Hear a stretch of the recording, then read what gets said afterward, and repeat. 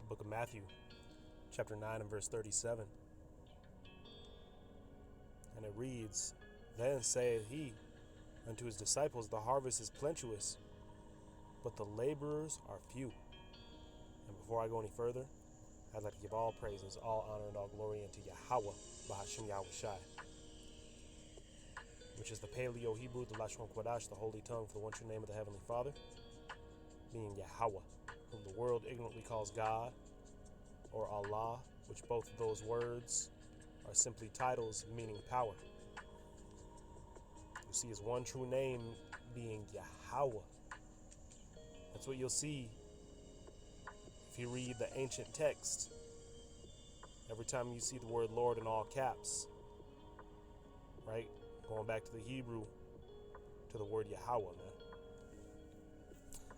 And that of the Messiah, Yahushai, whom the world ignorantly calls Jesus, though the letter J was derived in the 16th century. I'd like to give double honors unto the elders and the apostles at GMN Square at Millstone, and a sincere peace, love, blessing, salutations unto all of you hopeful and faithful members of the elect out there who have been called, who are doing the best to make that calling of your election sure, that you may be part of that number, man. Right? Those of us who are laboring, as we just read. And what is it that we're laboring for, man? You see, we've been brought up in a world that we do not put our hand forth for any effort, right? Because as they say in the world, what? Time is money, man. You see, if you're putting your hand to something, you better see an outcome, right? In other words, we're out here laboring, and it's as if we're continuously planting a garden, man, and never seeing the flowers bloom, right? The plants to grow, the fruit to come forth from these great labors that are blood, sweat, and tears, right? That we're putting forth, man. And that's how it looks to the eyes of the blind. All right? And that's why, as we just read, the laborers are few. Because there be many more of them which perish than those which are saved, right? So these people in the world, man, they don't see that carnal benefit to what we're sowing in the spirit, man. And it's because, again, they don't have those spiritual eyes.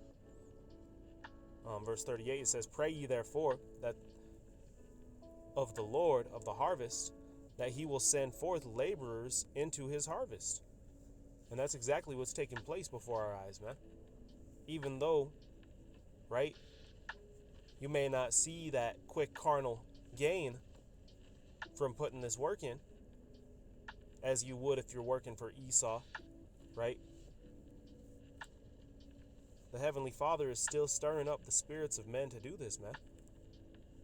Which marks the end of this place. Which marks the beginning of our kingdom, man. See, just the other day, me and the brother, the Spirit has us in Tucson now. And, there's only a couple of us out there, man. And I had ran into one of the other brothers, man, beautiful brothers, that already do teach out there. You see? And we had a few of them actually come out and visit us, man. And so it was just beautiful just to see, right? We have Israelites, all right, those who are laboring. This prayer is being answered, man. And call Allah Yahweh Ba'ashim Yahushai for that. Right? Because we've come from a very dark place, man. This is Galatians chapter 6 and verse 7. Be not deceived, God is not mocked, for whatsoever a man soweth, that shall he reap. So you might be sowing this and that, right? Putting in work on this and that, and you're going to be gaining something from those, right? Well, the Heavenly Father works the same way. You don't see us out here just busting our ass for no reason, man. Going out on the highways and the byways, right? We could be doing anything we want on a Saturday, just as you.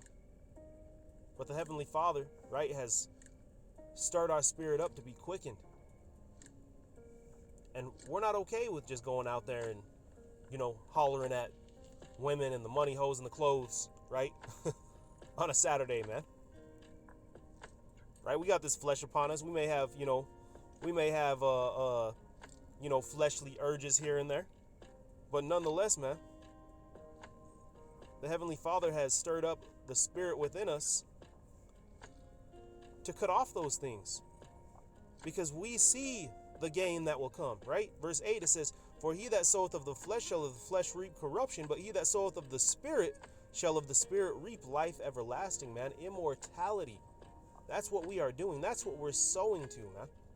We're not sowing to the flesh, right? Where we're gonna get some your paycheck at the end of the day, and as the curses go, right? You get your money and you put it in a bag with what? With holes, man.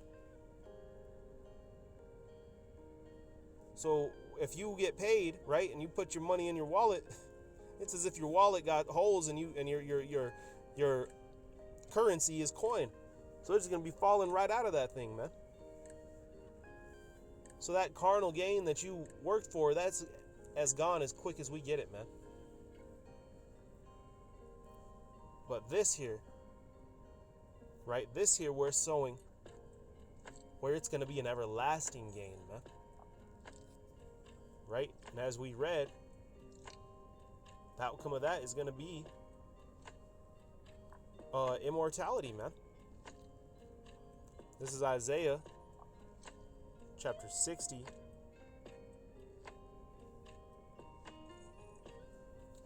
Slakia, not 60. What is it? 61 and verse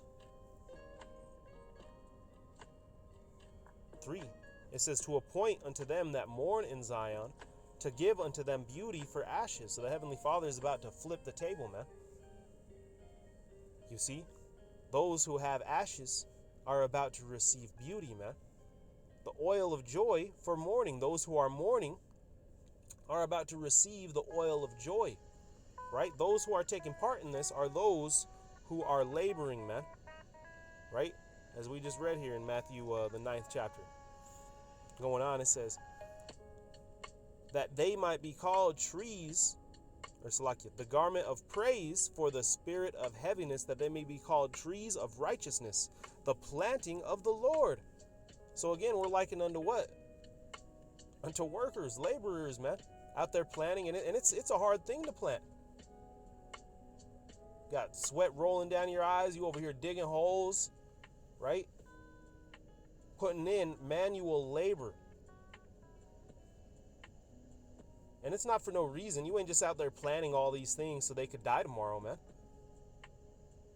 You're planting these things because we're about to reap the kingdom, man.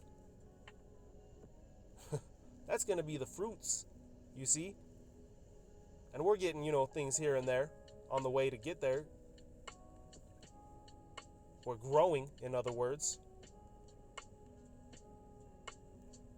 so that we could overcome and receive the bounty of this garden that we've sown, man. The planting of the Lord. And the Heavenly Father, right? We see that word Lord in all caps right there. The planting of Yahweh. He ain't gonna just come out the skies and start planting himself, man. He stirs up what? His mouthpiece being the prophets. Those are likened unto his laborers who are doing the act of the planting, that he might be glorified. This is the book of 1 Corinthians chapter 3. And